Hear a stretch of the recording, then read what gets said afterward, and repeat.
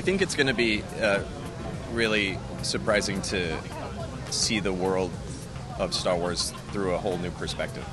To be able to sort of step into the shoes of these 4 10-year-old kids.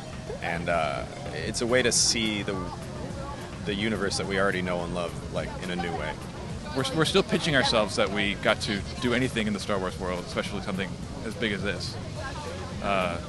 It's an honor, and it's thrilling, and it's terrifying a little bit. I was 7 years old in 1977, and so I was the prime age, and like everyone else. I think prior to that, I'd only seen sort of Disney animated films, and then Star Wars hit, and like everyone else around the world, it was sort of a reinvention of cinema. Everyone, it was also very connected to my experience just of going to the cinema. It was like Star Wars was going to the cinema, you know?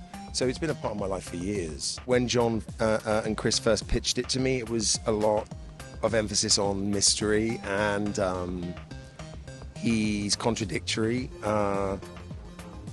It's almost like he doesn't really know who he is himself, so he invents himself in front of everyone. He's different names and different personas, and like I said, that meant there was a lot of room to play. The question is, can the kids trust him?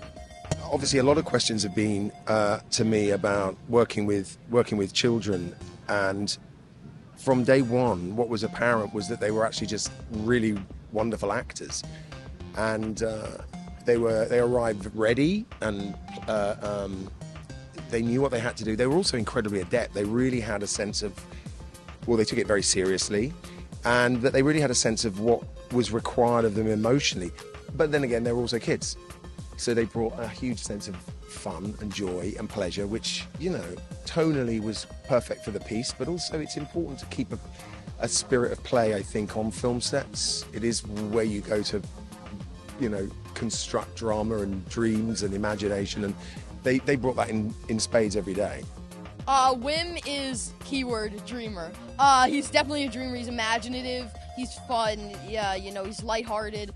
I feel like, you know, every kid goes through, they ponder their place in the universe and place in the galaxy, so to speak, and that's what he's going through throughout the show, and it's that sustained concept of feeling throughout the whole series, except over each episode it changes. Even if it's subtle, it changes, and it's a lot of fun to play into that. Yeah, I would say Neil is definitely a loyal friend, a kind soul, and I think he's just kind of there for everybody when you need it the most. I play Fern in the new Star Wars series Skeleton Crew, and Fern is going through this transitionary period in her life that we all kind of go through, and she's finding who she is and her relevance to the world. All the way to your right for a moment. Yeah, she's growing up in a society where there's a lot of expectations. Wow, there's so much excitement going on. Growing up in a society with a lot of expectations, and, you know, as for anyone, it's hard, but getting through it.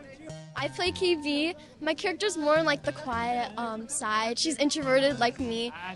She's really resourceful and thoughtful, and she's kind of like a protector for the group, and she kind of balances out with Fern. Like, Fern brings out the best in her, and KB brings out the best. And sometimes Fern needs the guidance. Yeah, and I feel like Fern's character really helps like KB like speak up for herself and kind of like we balance each other out, which is really amazing, and we all make a really good team, which is awesome.